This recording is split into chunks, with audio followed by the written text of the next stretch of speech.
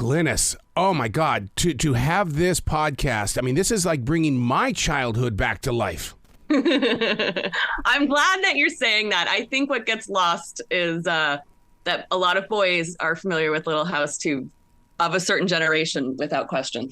Well, I owe it all to my third grade teacher. She's the one that introduced me to Laura Ingalls because I was a writer at that age. And she goes, you need to learn to share stories like Laura Ingalls. And so she made sure that I sat down and read those books.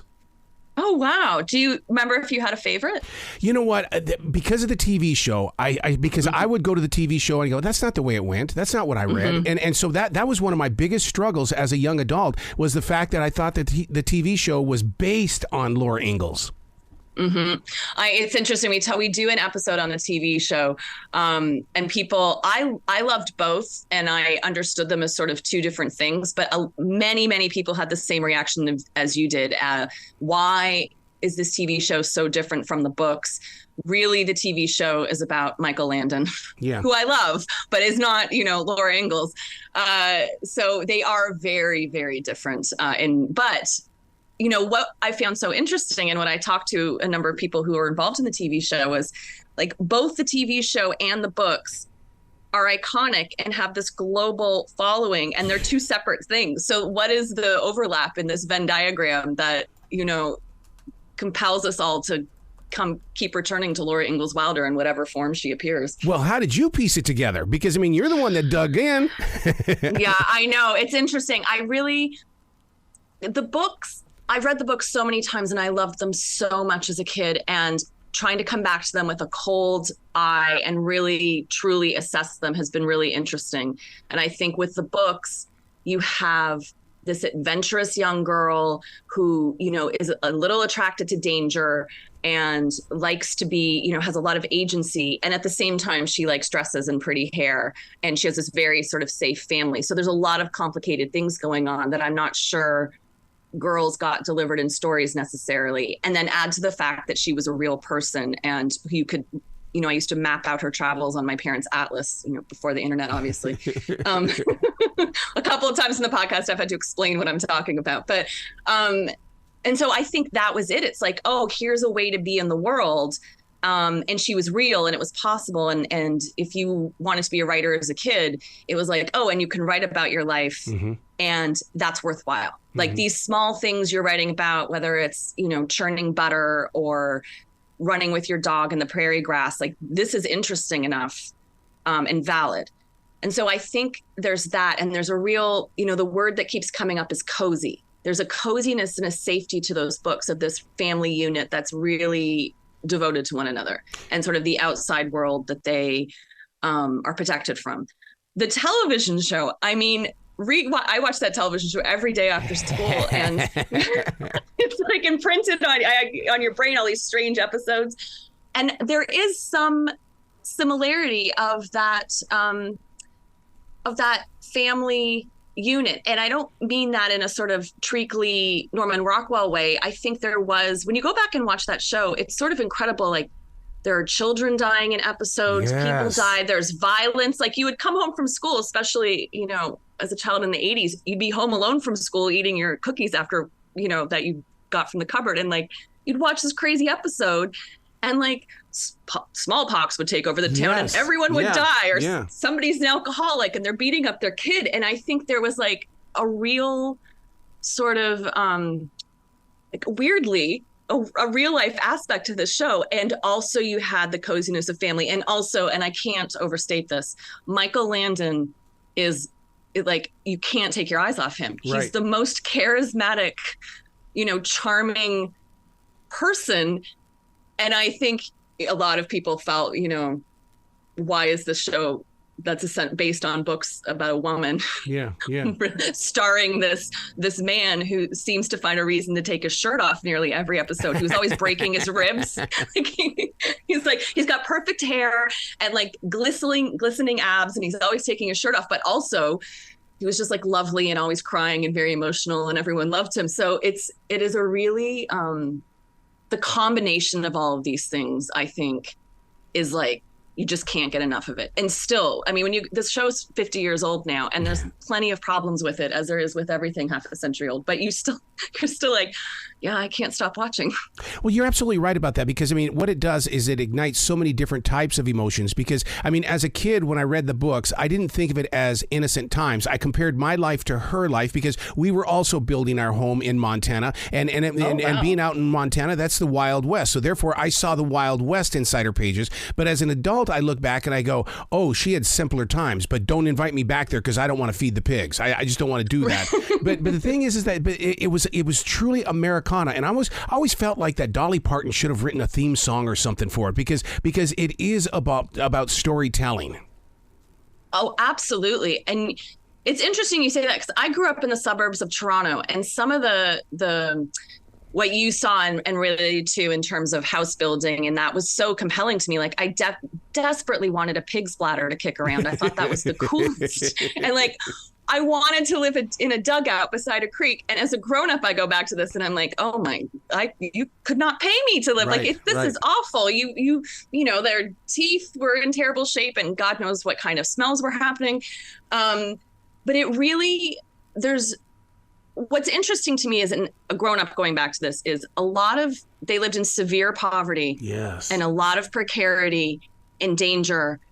And it's all in the books. It's not that she takes it out of the books. It's just that the manner in which she weaves it together with this love of family. And also, you do get a sense that Laura has, like, she likes a little danger. Like, you get a sense of that even when she's a kid. She likes to go and look at the wolves, and she's pretty interested. That it's woven together in a way that makes it scary, but scary that pause between you and the scariness. Like, you are protected from this even though you like it. And I think as a kid, and I think it's easy for us to forget this, like, things did seem dangerous and scary, and not looking away from that in the books, I think, was probably very compelling to kids, because it is there. You're not trying to sort of whitewash it away, but it's there in a way that doesn't make you feel that you're so vulnerable to it that you can't escape. She was almost like a Nancy Drew or a Hardy Boys to me in the way that she did take those chances, because I'm a firm believer that I live in this forest in South Charlotte, North Carolina. We replenish this forest with 1,700 trees, all because of Laura Ingalls, only because I wanted to continue to have that kind of a lifestyle where it's about being surrounded by nature, being surrounded by wild. And I mean, it's just one of those things that Laura Ingalls planted inside of me that has never left me. That's incredible. I find that very moving, actually.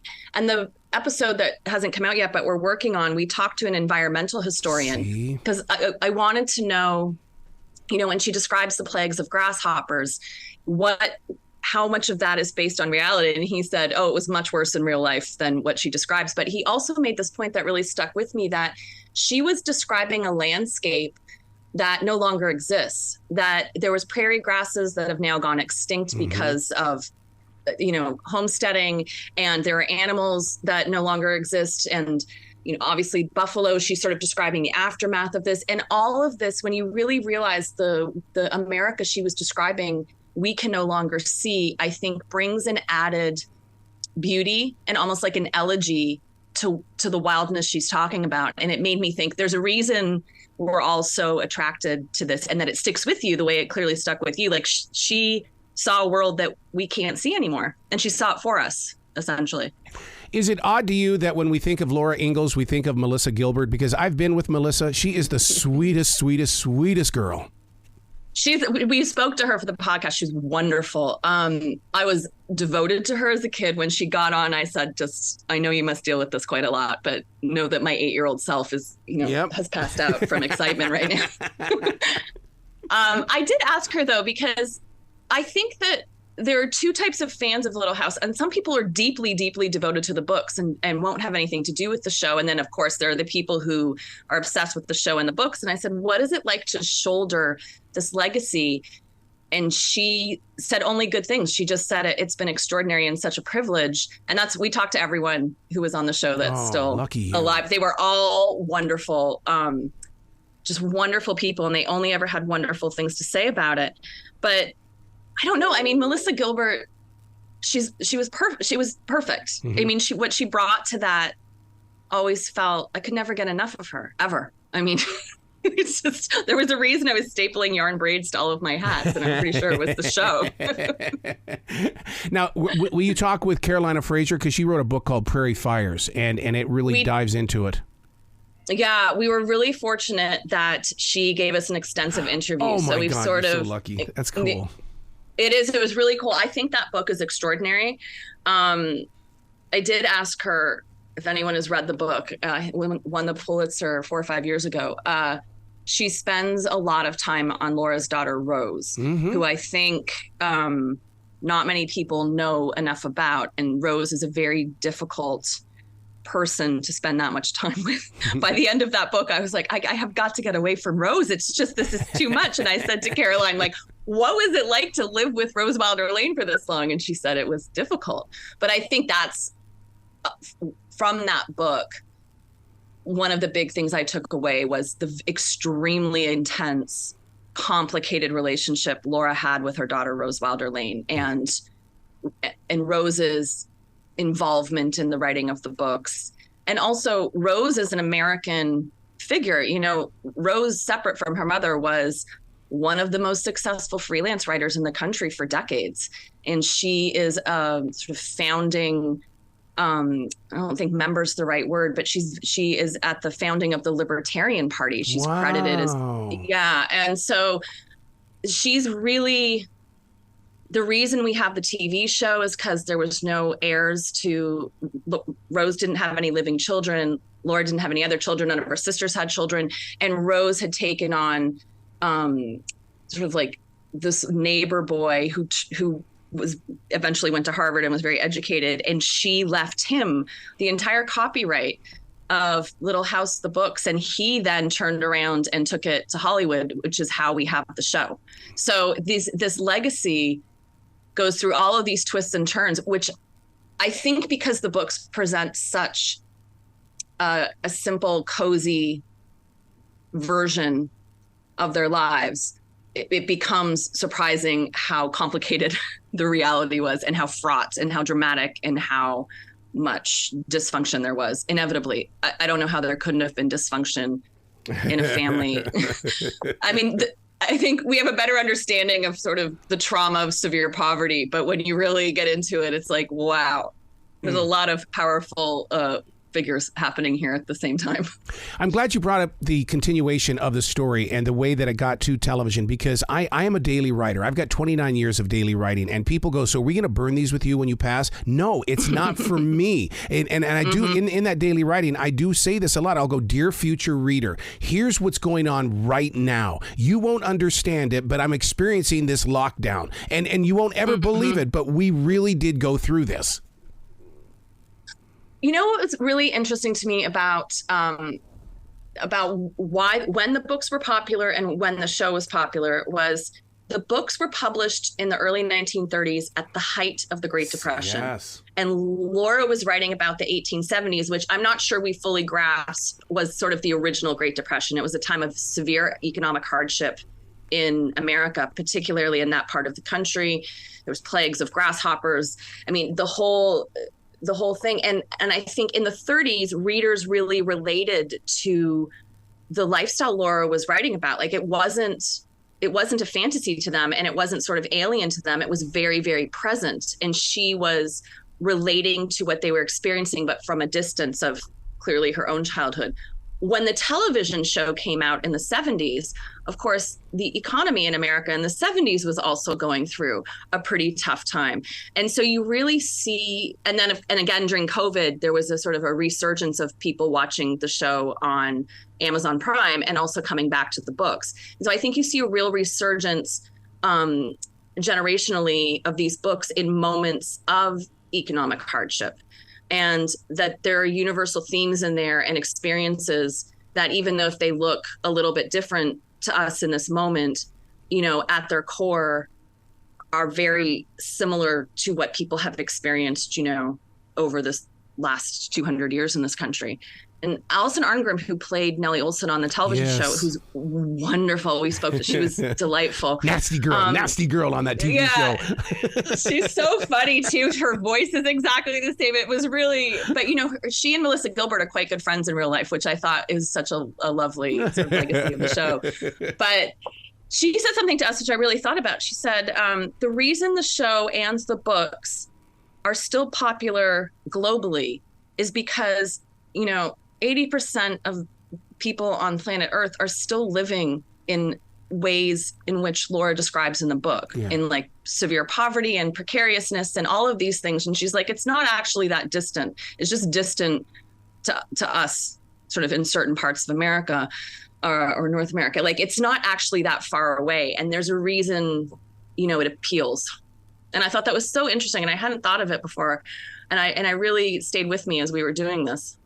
From one creative mind to another, and you talk about the poverty of Laura Ingalls. I grew up in a Salvation Army family, and I've always wondered, why did I write? And so understanding Laura Ingalls, because she was in that, and now I'm also reminded of even Anne Frank being in her position and stuff. I'm amazed at how writers come out of darkness, and it affects other people in ways that bring us all together inside the imagination. Absolutely. When I was a kid growing up, I really thought that Laura had written these books like at the age she was in the books. I thought it was like the books had just come directly out of her head at age 9. They felt so, it was like she's talking into my... They didn't come out? I mean, because I'm sure, oh my God, she wrote this as an adult looking back? Yeah. She wrote this as a 65-year-old woman. Well, see, she wrote this. I've learned something. I mean, I know, isn't it? But I think that speaks to the craft of those books, that as a kid, I was like, why is this in the fiction section, first of all? Yeah. And then the shock the first time I saw a photo of her, an author photo of her, the dissonance between how she existed in my head and the person she was when she wrote them is so enormous that it was alarming to me. Now that I've, read more and understand better how the books came to be, I think I'm so moved by the ability. Laura had been working from the age of 9. Mm-hmm. She severe deprivation and poverty. And I just think, like, I get tired at the end of the day sometimes. And I don't live like that at all. And I'm like, she sat down at the age of 65 and wrote about her childhood. And I think when you talk about, traumatic upbringings and turning people into writers, I think part of what was motivating her is her, Charles had died in 1900, but shortly before the books, she sat down to do the books, her mother had died and Mary had died. And I think she had a moment of wanting to capture her childhood before it was almost too late, or wanting to get it down before it disappeared. And I imagine part of that is grief. But what you find in the books is it almost feels like she's trying to heal herself in a way. Those extensive descriptions of food, which as a kid didn't hold my attention so much, but as a grown-up, understanding that they were starving quite a lot of the time, and that 40 or 50 years later, she sits down and is writing these amazing descriptions of food and how that must have sort of maybe healed some real severe childhood experiences. I find really beautiful, actually, because you could have sat down and written only about the terrible stuff. And she really made the choice to sit down and write about the good things. I still remember where I first saw a picture of Laura Ingalls. It was in the Encyclopedia Britannica, and what I loved about it was that because she grew up on that homestead, it reminded me of my own grandparents who were on a homestead in Wyoming, and it's like it almost made her so real to me, and I think that's part of that relationship. Absolutely. I mean, absolutely. She's not. As a kid, I always thought she lived in the olden days, like a million years ago. Yeah. And when I realized that she'd been alive at the same time as my mother, I was like, Mom, why didn't you drive to the Ozarks and meet her? And of course, my mother didn't. My mother grew up in a very small town in Northern Ontario without any money. And I was just like, I couldn't believe that you were both on the planet at the same time. But she's not that long ago. And Caroline Fraser mentions this in the book, and we have it in the podcast. Like, when Laura was born, she was traveling by covered wagon. And before she died, she flew on a jet plane to visit her daughter. Oh my God. And imagine the bookends of that life experience in this country are so extraordinary, and like we're not that far removed from it. Yeah. You got to come back to this show anytime in the future. I love talking with you. Oh my God. Thank you. This is what conversations are going to be about when they listen to your podcast. I really appreciate it. Thank you so much. Will you be brilliant today, okay? Thank you. Thank you. You as well.